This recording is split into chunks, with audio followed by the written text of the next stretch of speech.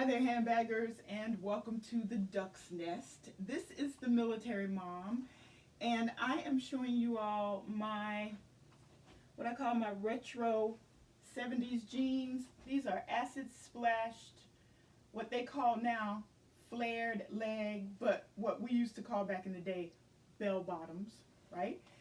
And they have a frayed hem. I don't know if you all can see that. And they have a seam down the front. So I thought these were pretty interesting and unique, so I picked them up. And yeah, I'm not sure though about these pink shoes. These shoes are like hot pink. Maybe black would have looked better. Yeah, I'm not sure. Anyway, I'm going to pull up a chair and we're going to have a chat about what is going on in this video. So I want to do unboxings right at the beginning of the video. So this video might contain 3 unboxings if I'm not overwhelming you all with all these hatchlings. But as I've said in previous videos, there are quite a few, and I really just want to get rid of these boxes and share them so that I can try to find somewhere to roost these newest hatchlings. And I want to talk about a subject that is near and dear to my heart, but I didn't think would be an interesting topic.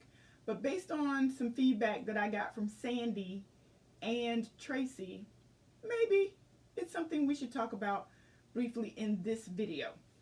So what is that? That is the go-to bag.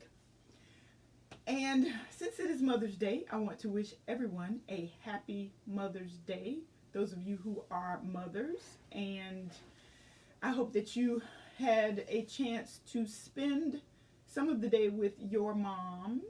I could not spend any time with my mother because she is in heaven and probably having a much better Mother's Day than she would have down here. But the unboxings are going to take the shape of the largest boxes. So let's go ahead and get started.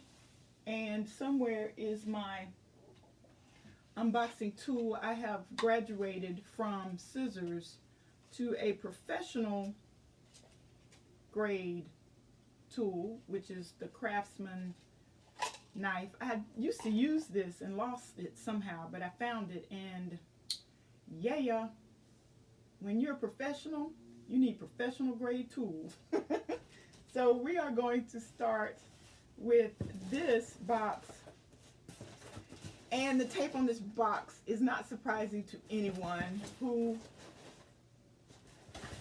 follows my channel or who drops by occasionally. So let's see what we have here as I try not to dismember myself with this professional grade hand bagger tool.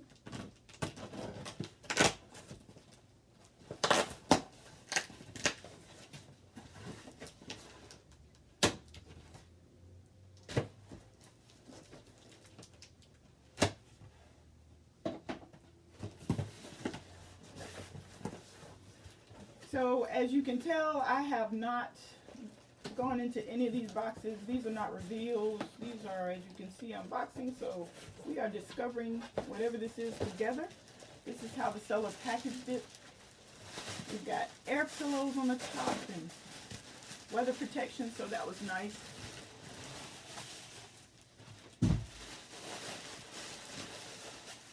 And the Closet Dive was laughing at me in my last video because I was just throwing stuffing everywhere. It's not going to be any different in this video. This, handbaggers, is a Coach Tote. And I am thrilled to death about this bag because it is a sister to one of my absolute favorite bags, which is this bag. And if you've dropped by the Duck's Nest, you have probably seen this bag and heard me talk about how much I love this nylon Coach Tote, and I would buy it in every color if I could. Well, I bought it in another color, which is this red. I'm not going to take the time to unstuff her.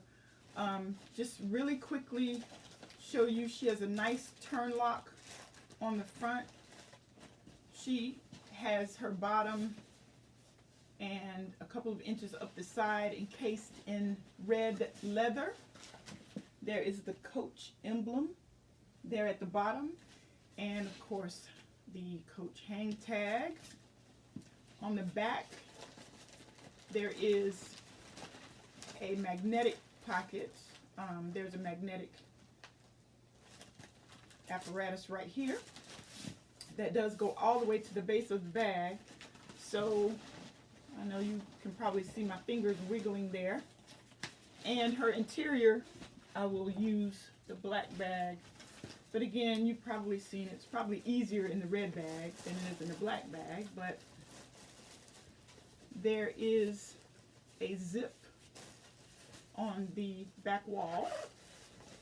A really nice zip. I have some, what is that? Oh, paper towels. And the zip does not go all the way to the base of the bag. The zip stops about right there. And then on this wall, there are 2 slip pockets. And that's pretty much the entirety of this bag that I now have in red. So that is the first unboxing. And the second unboxing will be this, whatever this is.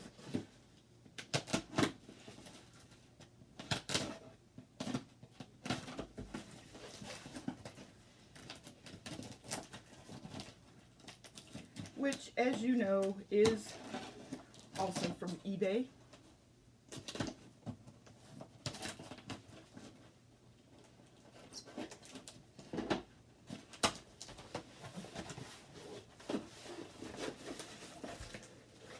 I'm so excited. I hope you are as well. Because you never know what's going to hatch here at the Duck's Nest. So there was no weather protection in this box, but the box was a sufficient size.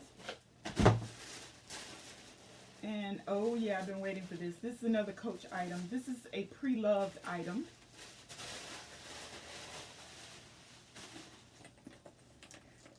Actually, no, it's not. It's new with tags. Sorry. As I've said, I've ordered a lot of bags, so I'm losing track. But this is the Coach.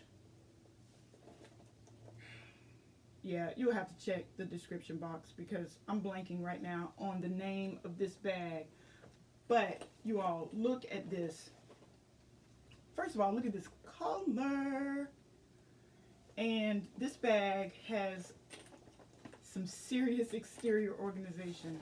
There's a slip on the back, a really nice slip. And this bag has a favorite handbag feature of mine, which are side zip, not necessarily zip, side pockets, because I'll show you why in a minute, but the pockets are not, you can see I'm trying to wiggle my hand down in here. The pockets are very deep and very narrow, which honestly, I don't know how user-friendly that is, but there's the Coach emblem there on both of these zippers, which is really nice. Nice silver hardware, and then you'll see the Coach emblem there, and of course the ubiquitous hang tag. And her interior, she has a zip top, which is nice because you can unfasten that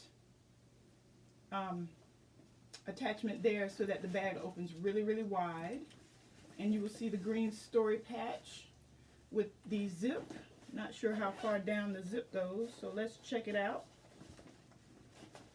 There's my hand there. So hopefully that gives you some sense of the depth of this pocket. And then we have 2 slips and a polyester lining on this bag. I don't know if she passes elbow. She does. I usually don't have a problem with Coach bags or Coach totes passing elbow. It's usually just Dooney Bourke. But here is her narrow base, no feet, and the Coach emblem on the front says established 1941. I don't know if you can see that, the glare from the light. But I did really like the silver hardware. I loved the color of this bag.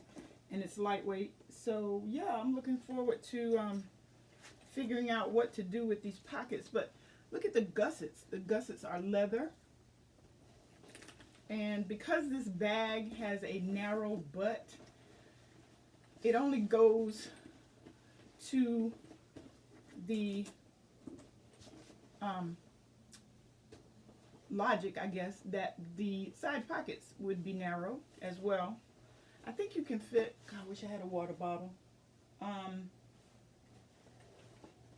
pretty sure you can get a 16-ounce water bottle in these side pockets.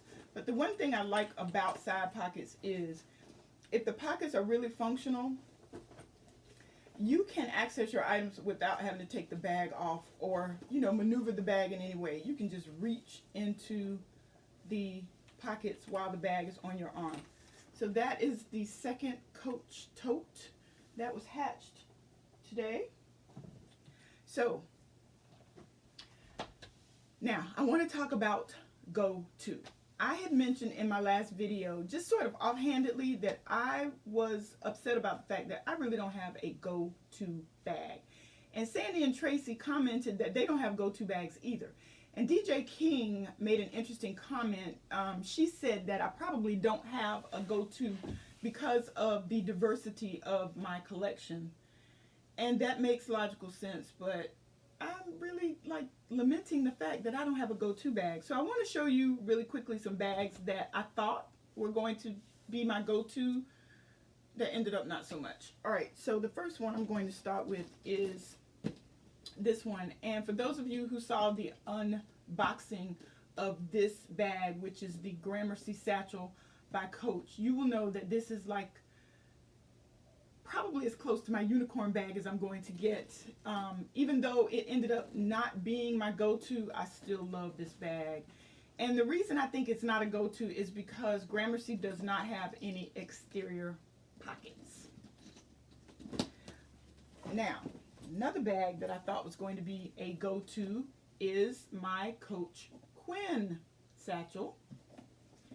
And even though Quinn has these nice exterior slip pockets, I think her coloring is why I'm not reaching for her as a go-to bag. Again, still a bag that I definitely am going to carry, but I don't think I would like automatically reach for her as a go-to. Another bag is my Coach Bandit, and the reason that Bandit is not a go-to is because Bandit doesn't have a lot of organization. As those of you who have a Bandit hobo know, there is no exterior organization on this bag. But she's just a beauty. Yeah, not really the most functional bag in my collection. And this one might surprise you. It is my Rogue. As much as I love my Rogues, they're not my go-to bags, and there's a couple of reasons why. The main reason is the suede, and yeah, I don't baby my bags, you all, but I am careful with any type of suede because suede can wear and begin to look worn, and I don't want my bags to look worn. I love these Rogues, but it is just not a go-to bag. And finally, my Dooney Bourke Toscana, which is a great bag. Again, I love all these bags. They're just not my go-to bags. You know Toscana. She has the front gusseted, nice pocket with the tongue and loop closure, Palladian hardware, blah, blah, blah. But I think the reason that Toscana is not a go-to is because her handles don't collapse. I don't know if I'm making excuses. I don't know, you all, but this is such a great bag, but she's just not a go-to bag. Now, really quickly, I want to share some bags that are always in the back of my mind. I call these my Willie Nelson bags because they're always on my mind. First and foremost is this one. My Dooney Bourke tote with the side drawstring pockets. Again, when she's on my shoulder and my phone rings, boom, that's it. I love this bag. And this is the only organization on this bag. There is no interior organization. I have to use pouches, which is fine because I have pouches that I hardly ever carry. But I really, really enjoy carrying this bag. She's lightweight. I do have to be careful though because she is fabric and she is pink. The next bag that is a Willie Nelson bag, which is always on my mind, I've already shown you this Coach nylon tote. And here is another nylon bag that I'm always trying to carry. My nylon Nina, an oldie but a goodie. And you knew probably that this one would show up. This bag is my Dooney Bourke Lexington with the back exterior slip. I was going to say something else, sorry. And the front slip. Oh, yes, Lexington. I know there are those of you who could care less about a Lexington, but she's always close to my heart. Another bag that I'm always trying to find a reason to carry is my Dooney Bourke Brenna in Florentine leather in the color natural.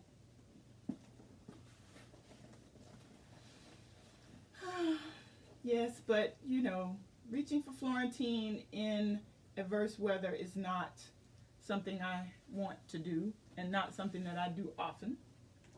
Another bag that I'm always trying to carry is my Dooney Bourke Maxi Quilt Hobo, just because she's so stinking cute. I love the colors in that bag. And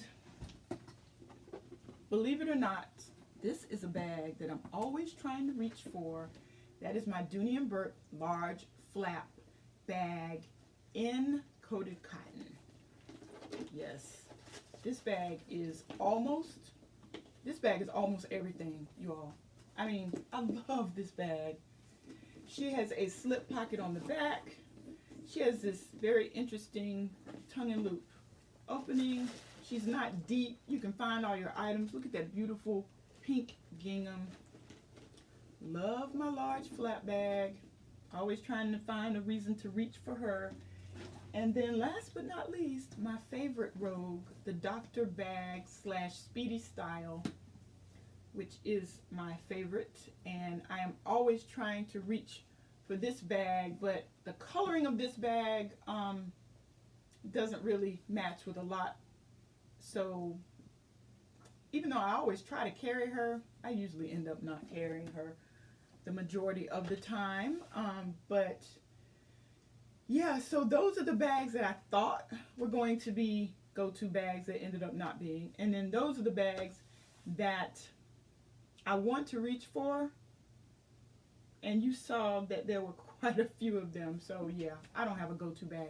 I would love to know if you all have a go-to bag and what your go-to bag is. Let me know in the comments. I'm always interested. And if you are a content contributor, please consider doing a video. I would love to know what everyone's go-to bag is. This is not an official bag tag, just something I'm interested in personally. All right, so having said that, I'm going to get to the last unboxing, and of course I will come back and do reviews on these bags and my impressions after I have actually carried them. And after this unboxing, I have a story to tell, and then we're going to wrap it up. All right, so another eBay purchase. I know you all are shocked. You'd probably be shocked if I unbox something from a department store, but I find that honestly I get better deals on eBay, and that's why I shop eBay so often.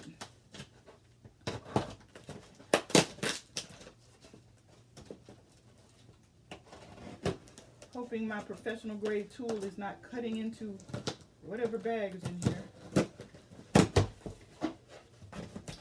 Well, whatever bag it is, it's in a blue dust bag, so it must be a Dooney and Bourke item. No weather protection, just in this big old dust bag. I think I know what this is. And this is a bag that was pre-loved and not new with tags. And you all, it is this one.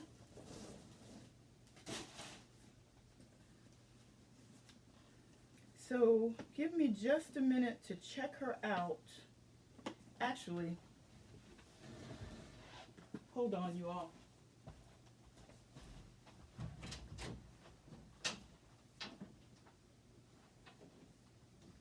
Because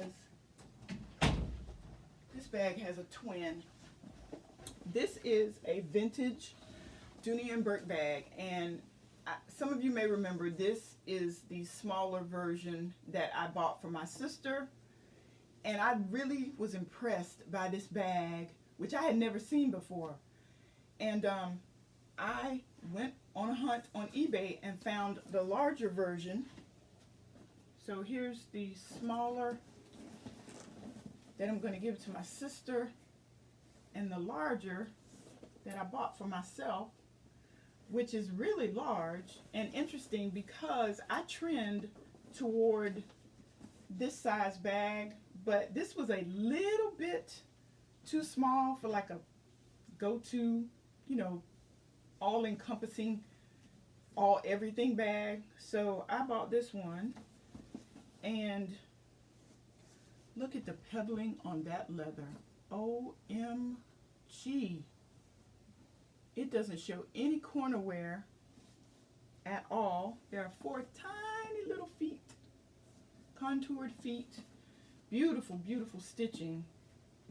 That reminds me of my my bag I call Butter, my drawstring. But it has the registration card. And I'm going to show just in case anyone is interested. Probably not. But there you go. And I'll put the information in the description box. But this is a very dark brown color. This bag has 3 exterior pockets. This is the exterior rear pocket, which is much, much larger, obviously, than the little exterior pocket on this bag. There's my hand in the smaller version, and then here's my hand in the larger version. The pockets are much larger, will probably accommodate my cell phone. And here's the top of the bag. You have 3 sections, and before I get to the handles and strap drop, let me just show you. There's the, is that the front? Yeah, there's a front section with the old-fashioned cell phone pocket and not much else. And then you have the center zip, which I think actually works in this bag. And then there is the back section with the tag. And can you all see that zippered section? Really, really nice zipper. The leather key keeper, so that tells you how old this bag is. And of course the pocket on the other end, so I could keep my cell phone and then my keys if I wanted to keep my keys on the exterior. And then let's see about elbow. Oh yeah, I may just have found my go-to bag. So here she is. She's not pretty, but let me tell you all, the leather on this bag is the real. That's easy to do, which is nice. And it has these buckles. I'm going to see if these are actually functioning. Yes, they are. So you could cinch it or release it, but I don't think I would ever do either. All right, so there you have it. They call this the Compartment Bag, and I do believe this bag debuted either 2000 or 2001, which would make it 19 or 20 years old. And it probably looks like a grandma bag, but I really don't care, because the entire reason I carry a handbag is for function. And if she functions, yep. All right, so quick Mother's Day story, then we're going to wrap up. And this is not about my dear mother. This is about my dear paternal grandmother.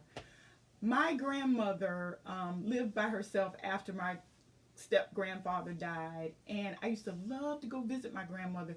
She lived in a house that had a big front porch. Of course, when you're young, everything's like large, but I loved going to my grandmother's because we actually spent time together, and she spoiled me. Yeah. I would go to her house and spend the night, and when I was small, she would let me jump into bed, and she would fix me my favorite meal, which was Clark chopped beef steaks, which some of you may not have ever heard of those. Corn and biscuits from the can, you know, the can that you womp on the side of the counter, and butter, biscuits and butter. And she would let me eat as much as I wanted to eat. And that's probably why I love cheeseburgers today. But anyway, we would sit on the porch at night because this was before air conditioning. Her house didn't, and I don't think still has any air conditioning, but it was too hot to go to sleep. So we would sit on the porch, and people would come up and down the street, and you never, especially if you were younger, you never passed any older person sitting on their porch without a greeting, without saying hello. And that is why these days I can't understand people who pass each other without speaking. But anyway, that probably was a Southern thing. But that was during the time when a grown person or an adult stopped to talk to my grandmother. I knew not to embarrass her by jumping into the conversation, because back in those days, young people were not asked their opinion. Nobody cared about your opinion, and you better not interject your opinion, or you might find yourself getting embarrassed. But anyway, so when the sun went down and we had sat on the porch long enough and spoken to everyone, we would go inside, and I slept with my grandmother, and her bedroom was on the front of the house. And under the bed was a shoebox, and I knew not to go into that shoebox because my grandmother kept a .22 pistol. And her house was very close to the sidewalk and the street, and it was her property was gated, and she had a walk gate from the sidewalk up to the porch that she used to lock with a padlock and a chain before we went to bed. And in later years, I heard that she actually pulled that pistol from under her bed because one night she had locked the gate, and she heard somebody trying to get into the gate, and they actually jumped the fence. And my grandmother called out to warn them, and they kept coming. And once they made their way onto the porch, again, her bedroom was on the front of the house, so her windows to her bedroom were on the porch. Once they made it to that porch, she went Medea on them, and she started shooting. Needless to say, nobody ever jumped the fence or tried to come into her house again. Anyway, I'm going to close with that story. Thank you so much. I hope you had a great Mother's Day. Please stay safe. And as always, happy carrying.